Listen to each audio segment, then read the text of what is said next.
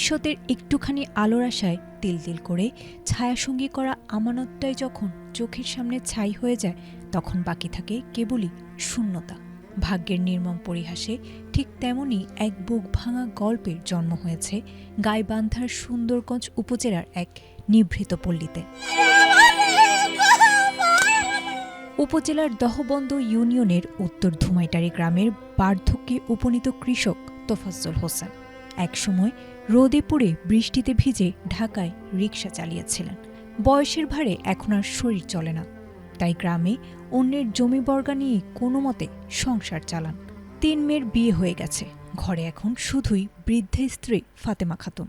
জীবনের শেষ বয়সে মাথার উপর ছাদ আর দুঃসময়ের একটাই ভরসা ছিল ঘরের কোণে এক পুরানো কাঠের আলমারিতে যত্নে লুকিয়ে রাখা প্রায় 2 লাখ টাকা। সেই জমানো সঞ্চয়ের বান্ডিলে ছিল মেয়ের জামাইয়ের দেয়া টাকা, জমি বন্ধকের অর্থ আর রিকশা চালিয়ে অর্জিত ঘামের দাম। আধুনিক জেনারেল হাসপাতাল ও উন্নত প্রযুক্তি এবং অভিজ্ঞ চিকিৎসক দলের নিরলস প্রচেষ্টায় আমরা আছি আপনার পাশে। ডেল্টা হাসপাতাল, মায়ের মতোই যত্নশীল। কিন্তু ব্যাংকে বা নিরাপদ কোনো মাধ্যমে না রেখে অসাবধানতাবশত ঘরেই জমিয়ে রেখেছিলেন সবটুকু। গত শুক্রবার নতুন কিছু টাকা আলমারিতে রাখতে গিয়ে চোখ কপালে ওঠে তোফাজ্জলের। বাঁধ ভাঙা আনন্দের আলমারিটি খুলতেই বের হয়ে আসে এক নিদারুণ সত্য। ইঁদুর আর উইপোকা তছনছ করে দিয়েছে 1000 ও 500 টাকার নোটের সবকটি বান্ডিল।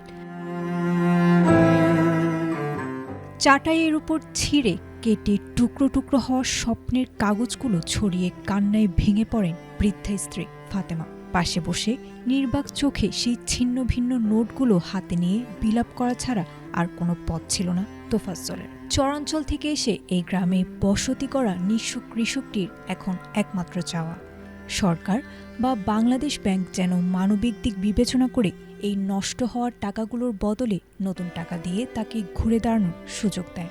স্থানীয় বাসিন্দারাও ক্ষতিগ্রস্ত পরিবারটির পাশে দাঁড়াতে প্রশাসনের প্রতি জোর আকুল আবেদন জানিয়েছেন। আয়েশা আক্তার, এটিএন বাংলা।